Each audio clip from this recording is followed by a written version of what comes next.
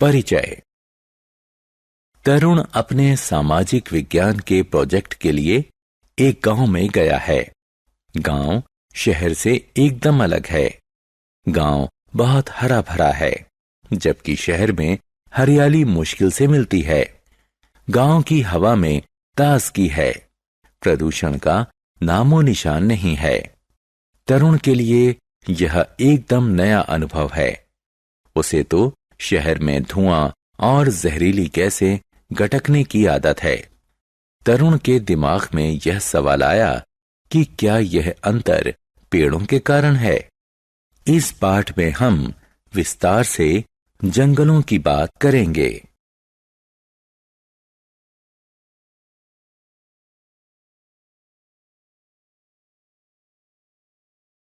उद्देश्य। इस पाठ के अंत में आप निम्न करने में सक्षम हो जाएंगे: जंगलों की परिभाषा बताना, जंगलों की संरचना बताना, जंगल से मिलने वाली चीजों की सूची बनाना, खाद्य श्रृंखला की परिभाषा बताना, खाद्य श्रृंखला के अंगों की सूची बनाना, इंसानों के लिए जंगलों का महत्व बताना।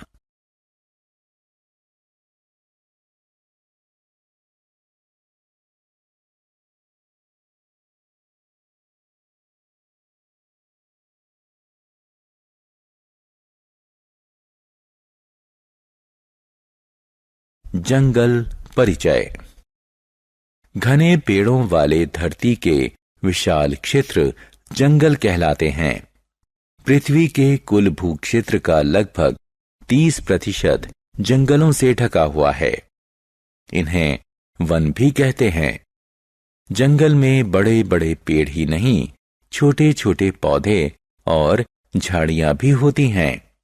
जंगलों में तरह तरह के पेड़ पौधे यानी वनस्पति और जीव जंतु पाए जाते हैं। जीव जंतु और वनस्पति के अलावा अनेक आदिवासी समुदाय भी जंगलों में रहते हैं। वे अपना भोजन और कपड़े जंगल से ही लेते हैं। जंगल से मिलने वाली चीजों से उनकी आजीविका चलती है।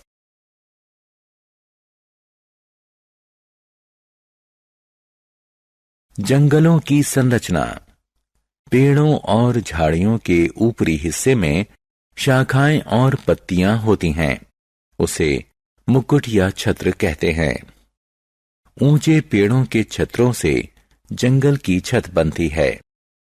जंगल की छत छतरी की तरह जंगल को धूप से बचाती है। जंगल की जमीन गर्म और आर्द्र होती है। इस पर पत्ते, शाखाएं, कीट पतंगे, काई और फफूंद तथा जीवाणु जैसे सूक्ष्म जीव रहते हैं, जो हमारी आंख को दिखाई नहीं देते। यह सूक्ष्म जीव जैविक पदार्थ को विघटित कर गहरे काले रंग का पदार्थ ह्यूमस खाद बनाते हैं। यह खाद पौधों को पौष्टिक तत्व देती है और मिट्टी को उपजाऊ बनाती है। जंगल की कई परतें दिखाई देती हैं, क्योंकि पेड़ों की ऊंचाई अलग अलग होती है। सबसे ऊपरी परत ओवर स्टोरी कहलाती है। झाड़ियों, जड़ी बूटियों और काई की निचली परतों से अंडर स्टोरी बनती है। जंगल और उससे मिलने वाली चीजें। पेड़ों से पैदा होने वाले बीजों को पवन, जल और जीव जंतु हर तरफ फैला देते हैं। जंगल की गर्म और आर्द्र जमीन बीजों के अंकुरण के लिए उपयुक्त है। अंकुरित बीजों से अंकुर फूटते हैं, जो पहले पौधा और फिर पेड़ बन जाते हैं। जंगल हमें ईंधन और फर्नीचर के लिए लकड़ी, पशुओं के लिए चारा, औषधीय वनस्पति, कागज, बांस, रबड़, गोंद और तरह तरह की दूसरी चीजें देते हैं। खाद्य श्रृंखला। नाश्ते का समय है। रिया पनीर का टुकड़ा खा रही है। उसने सोचा कि क्यों न पता लगाया जाए कि इस पनीर के टुकड़े की शुरुआत कहां से हुई? पनीर दूध से बनता है और दूध गाय से मिलता है। गाय वनस्पति यानी पौधे खाती है। पेड़ पौधे सूरज की धूप की मदद से अपना भोजन तैयार करते हैं। इस तरह रिया खाद्य श्रृंखला की पहली कड़ी तक पहुंच गई है। खाद्य श्रृंखला ऐसा सिलसिला है जिसमें ऊर्जा एक जीव से दूसरे जीव तक पहुंचती है।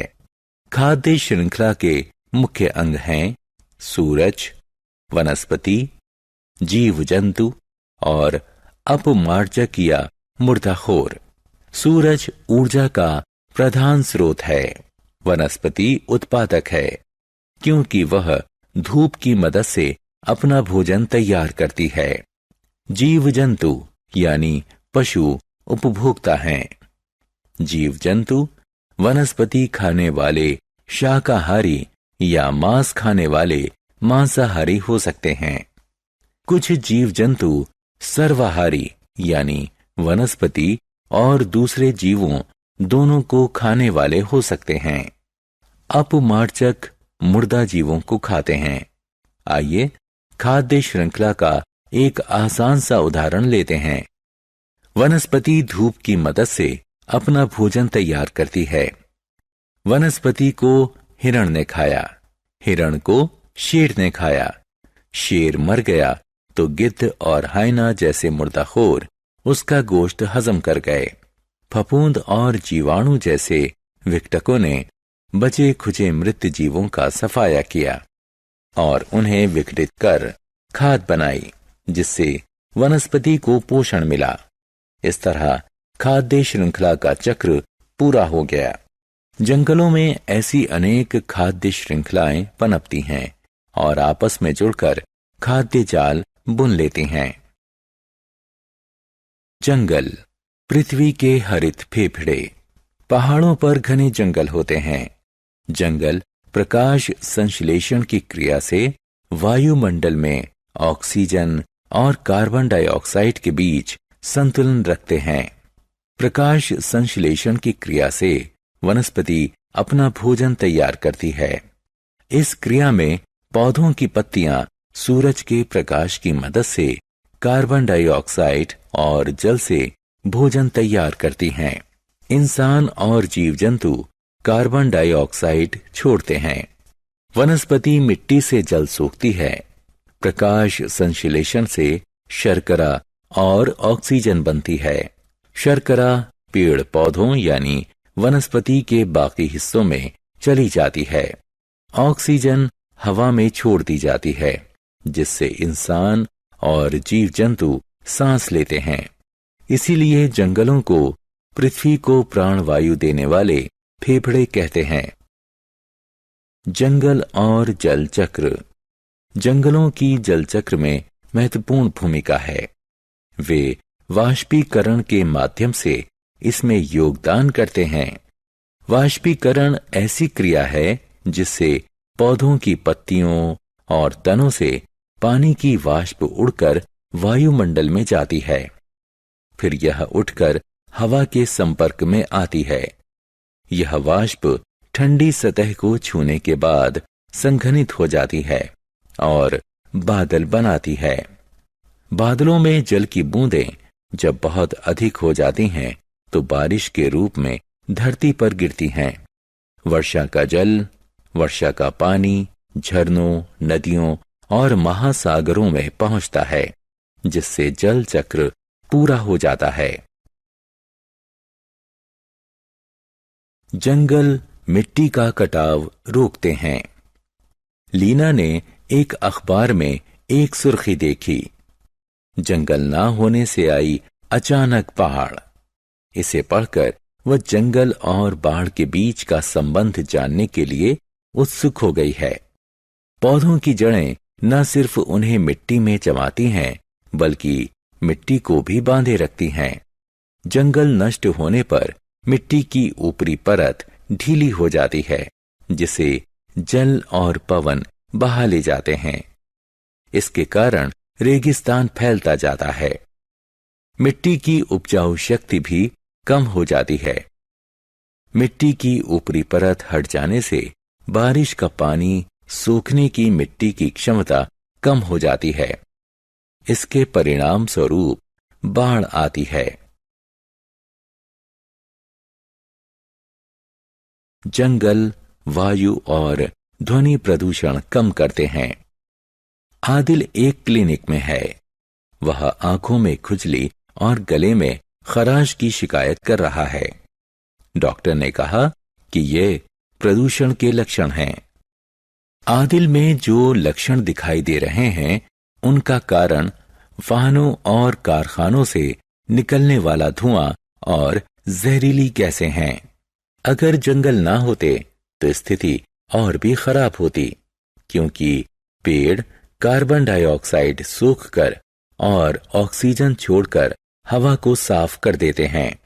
जंगल शहरी माहौल से उठते शोर को सोखते और रोकते भी हैं, जिससे पृथ्वी रहने लायक हो जाती है।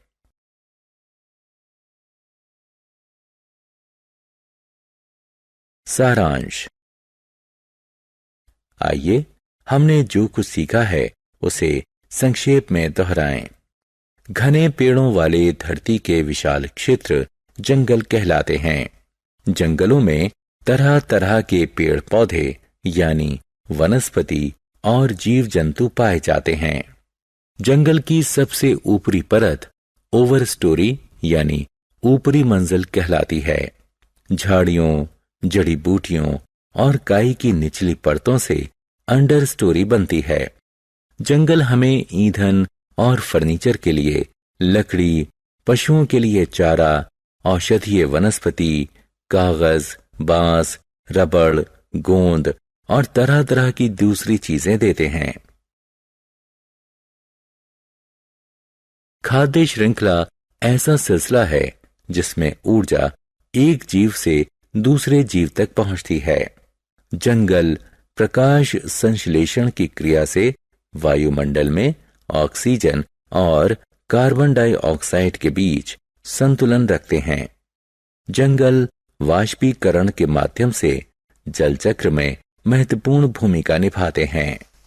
जंगल मिट्टी के कटाव और वायु तथा ध्वनि प्रदूषण को रोकते हैं।